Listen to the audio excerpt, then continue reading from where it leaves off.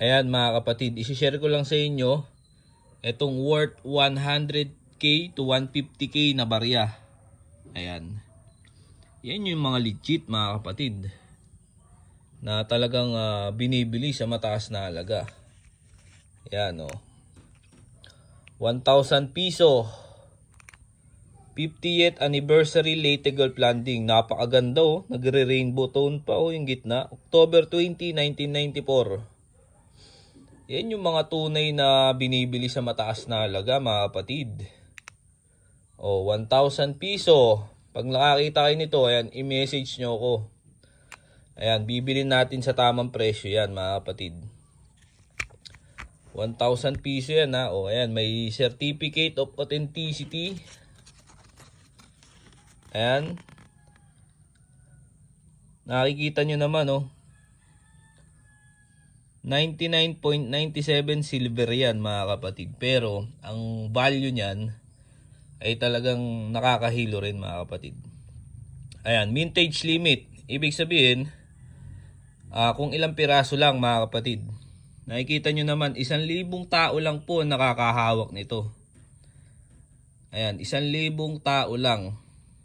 Okay, yung ibang mga nagvi-video about sa coins, yan ang gusto ko ipakita nyo. Ayan, kung talagang tunay na bumibili kayo ng mga barya o ginagamit nyo lang yung barya para sa views. Ayan o mga kapatid.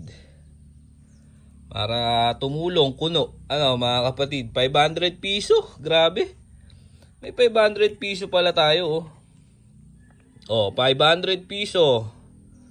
Yan, kung meron kayo nito ay pakita nyo mga kapatid. Pepresyo natin ng tama yan. Okay, hindi tayo na ipaglokohan dito. 1972, 1974, pas tayo dyan. Okay, hindi yan rare. At aasa lang kayo na bibilin sa inyo yan. Pero pinapanood nyo yung mga video, no? Na mga nagbablog na mga ganon. So, kayo lang rin yung aasa. Ayan, sinasabi ko yung totoo mga kapatid. Kayo lang rin yung aasa. Ito talaga, 100 piso. Grabe oh. Meron pala tayo 100 piso. Republika ng Pilipinas yan mga kapatid. Late gold landing. Ayan o, 50th anniversary. Grabe itong baril to. May mga papel yan ha. May mga box yan. Magaganda ang box niyan. O. Proof like. Mintage limit 1,000 pieces. Kung iisipin mo mga kapatid no, 1,000 lang kaming mga nakakahawak nito. At yung iba wala pang box, wala pang papel. Kaya grabe.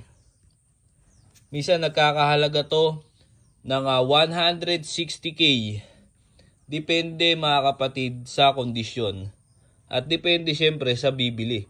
At sa usapan ninyo ng buyer. Pero umaabot to ng 160,000 kapag sobrang ganda at yung mga box niya makinis. Wala siyang hairlines. Ganyan ang halaga niyan mga kapatid. Okay. 100 to 150k ang bentahan. Ayan. Pero kung i-collect mo at talagang gustong mong bilhin. Ayan. Pag-usapan natin ng presyo. Ayan o. Ano nyo dito. I-comment nyo dito kung sino yung mga bumibili talaga ng mga coins. Ayan. Iaalok ko lang naman tong mga rare coins ni General Douglas MacArthur. Ayan. Yan talaga mga kapatid. So yun lang. Salamat po sa pagsubaybay kahit medyo busy tayo. Ayan. Sinishare ko lang sa inyo kung ano yung mga tunay na dapat nyong hanapin. Kasi may mga naliligaw nito eh. May mga naliligaw niyan sa mga coins natin. Yung mga luma. I-check nyo. Baka katulad nito. Pero yung iba, kadalasan wala ng box, wala ng papel, wala ng COA. Kaya pwede pa rin yun. Hindi bababa sa 10,000 ang halaga nun. Tapos kahit may gas-gas yun, yun ang mga mahalagang makita. Ayan, ganda ng box oh. Quality.